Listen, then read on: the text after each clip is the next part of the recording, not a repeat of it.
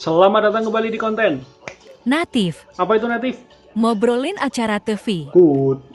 Di konten natif kali ini gue pengen ngomongin soal Net TV yang sejak 1 atau 2 bulan yang lalu dibeli sama MD Entertainment dan akhirnya MD Entertainment menjadi penguasa Net TV mulai November ini. Kalau lo lihat sejak tanggal 11 kemarin ya, sejak hari Senin kemarin, programnya Net berubah, nggak drastis amat, cuman kelihatan berubahnya lah. Mulai tayangnya beberapa sinetron lawas produksinya MB Entertainment tayang di Net gitu di siang hari, siang menjelang sore, bahkan sampai sore jelang malam. Itu nggak semua sih, beberapa series atau beberapa sinetron produksinya MB Entertainment tayang di Net TV. Dan yang lebih seru sebenarnya menurut gua adalah program Net Cinema jadi tayangnya setiap hari. Jadi feel-nya malah lebih seru gitu, lebih seru di Net Cinemanya.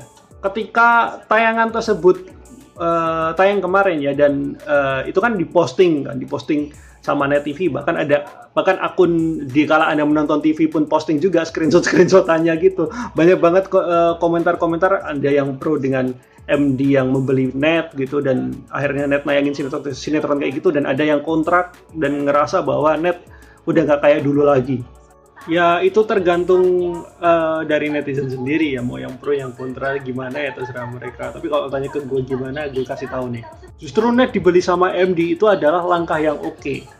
Menurut gue itu adalah langkah oke. Kenapa? Gue jelasin. Jadi sejak badai yang menerpa Net sejak 2019 yang mengakibatkan akhirnya Mas Tama harus mundur dari jabatannya dan digantikan dengan Pak Deddy, itu sudah klimaks banget tuh masalahnya. Dari keuangan yang dari segi keuangan dia udah jor-joran bikin program yang inovatif, tapi ternyata rugi terus begitu, sampai akhirnya mereka mencoba formula-formula yang istilahnya mah ngikutin pasar begitu, dan setidaknya ya oke gitu, tapi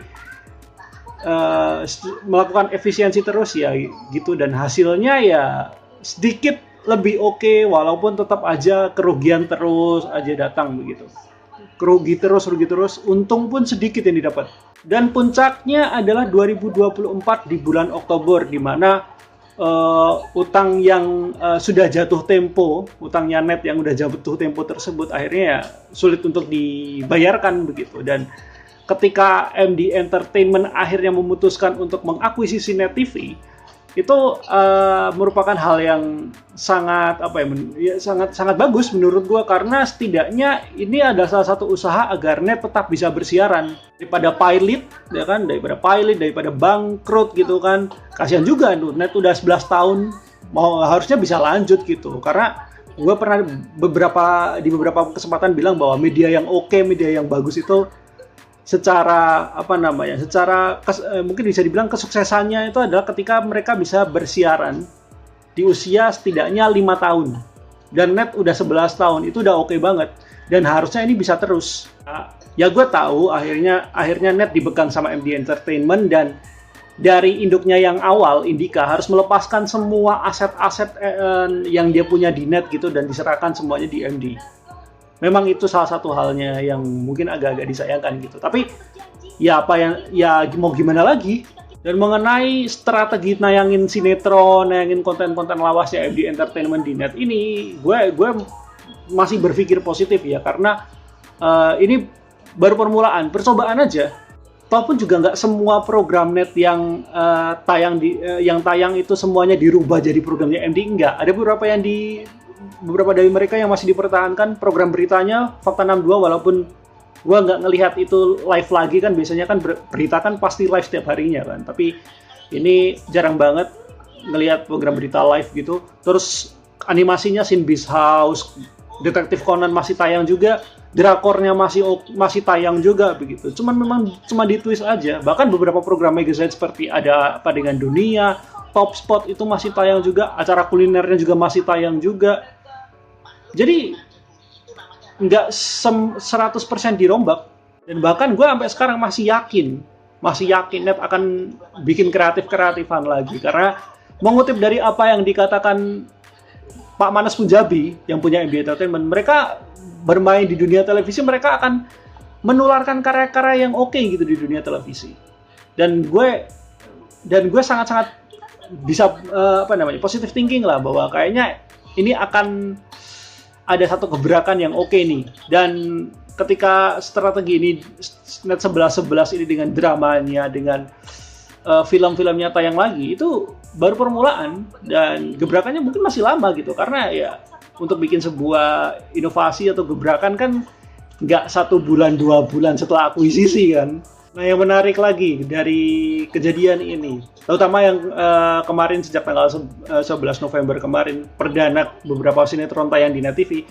Yang menarik adalah ketika Cinta Fitri tayang, banyak banget tuh netizen. Ada yang bilang bahwa kasihan Kak Shiren yang sekarang udah berhijab, kok ini sinetron tayang lagi?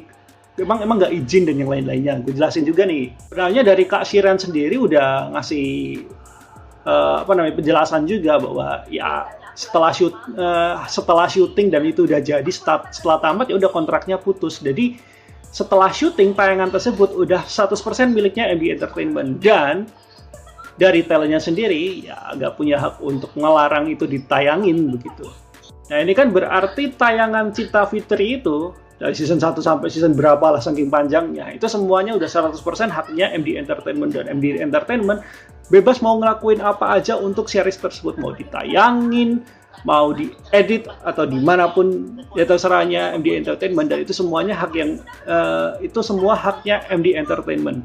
Dan talent-talentnya udah nggak ada hak untuk ngelarang atau gimana, atau meminta untuk itu nggak ditayangin di TV begitu, nggak ada hak sama sekali karena udah diputus kontrak juga kan. Nah, gue bingungin adalah kenapa lu cuman kasihan ke Kak Shirennya aja, padahal di tayangan tersebut, di tayangan sinetronnya Net yang sinetronnya MD yang tayang di Net itu juga ada Kak Iris Bella pada saat kondisi dia belum berhijab juga gitu. Kenapa lu nggak kasihan juga sama Kak Iris Bella? Dan pertanyaan gue, ketika dan mungkin teman-teman nggak tahu kalau sinetron ini, Cinta Fitri ini juga dari season 1 sampai season berapapun juga udah ada di channel YouTube officialnya MD Entertainment. Dan kenapa lu nggak mempermasalahkan tayangan tersebut ketika udah diupload di YouTube-nya MD Entertainment? Kenapa kalian nggak mempermasalahkan itu? Itu loh jadi pertanyaan gue. Gue nggak kebayang aja ketika ada sinetronnya Mbak Desi Ratnasari yang dulu tayang lagi di TV begitu, dengan kondisi Mbak Desi Ratnasari belum berhijab, apakah lu juga akan bersikap yang sama seperti apa yang terjadi ketika lu melihat Kak Shiren saat belum berhijab dan sinetronnya Cinta Fitri tayang di Net? Terus ada lagi nih yang bilang kayak gini, kenapa sih Net nayangin sinetron terus, orang nonton Net tuh nggak nontonin sinetron. Nggak ada seorang nonton Net buat nontonin sinetron. Ya, mungkin untuk beberapa orang memang kayak gitu. Cuman, lu lupa. Apakah lu lupa dengan era-eranya Mas Tama, di mana Net pun juga bikin sinetron juga. Dulu Net tuh bikin Cinta dan Rahasia yang main Pradikta Wicaksono. Dulu Net juga punya Kesempurnaan Cinta itu yang main Dimas Seto sama Ririn Dwi Ariyanti.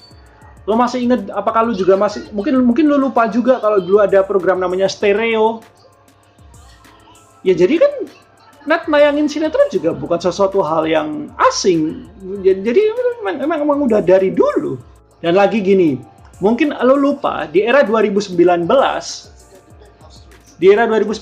tepatnya Lebaran 2019, Net tuh dulu di jam siang sampai jam sore itu juga nayangin tayangan-tayangan lawas kayak MD Entertainment ini, tapi bukan sinetron sih, FTV lebih tepatnya. Lo masih inget gak? Ada namanya Net Classic dulu. Jadi di Net Classic itu ada FTV produksinya MD Entertainment tayang di situ. Terus dilanjutkan dengan sitkom Suami-Suami Takut Istri yang dulu sempat sukses di Trans TV tayang pada saat itu. Lo masih inget gak? Atau lo lupa dengan hal itu? Jadi santai aja menurut gue. Dan kita lihat aja nanti apa yang akan terjadi dengan Net TV. Kalau lo udah putus asa dengan apa yang dilakukan Net TV, ya it's up to you. Kalau gue sih masih positive thinking dengan apa yang terjadi di Net nantinya ke depan begitu. Kamu juga ketika udah dibeli ini pun, setelah dibeli oleh MD Entertainment, gue yakin juga Net akan tetap mengudara juga. Ini menarik lagi. Ada rumor yang bilang bahwa Net akan mengubah namanya jadi MDTV. Bagaimana tanggapan gue? Ini gue kasih tahu. Ini kembali lagi ya, officially dari Net TV-nya nggak ada informasi atau nggak ada konfirmasi ya terkait hal tersebut, apakah Net akan di rebranding jadi MDTV dan yang lain-lainnya. Tapi yang pasti MDTV itu nama MDTV udah dijadikan pengganti dari nama perusahaan induknya. Jadi Net TV itu kan induknya itu adalah namanya NetVisi Media, diganti jadi MDTV Media Technologies. Memang diganti jadi MDTV, tapi nama perusahaannya, nama di udaranya masih tetap Net.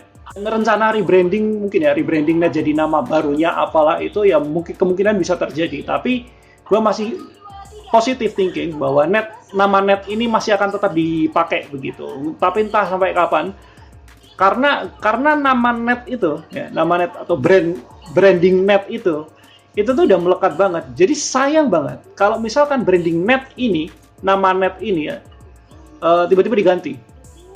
Ya memang itu udah juga nama itu juga melekat dengan branding tayangan tersebut, masa kini lah, buat anak muda lah, buat penonton kelas A dan B dan yang lain-lainnya. Gue tahu, cuman apa salahnya kalau misalkan nama ini terus dirubah gitu loh, kesannya tuh diubah gitu, tapi nggak langsung namanya, mungkin kayak target penontonnya gitu, kualitas target penontonnya nggak cuma A dan B tapi juga C dan D gitu.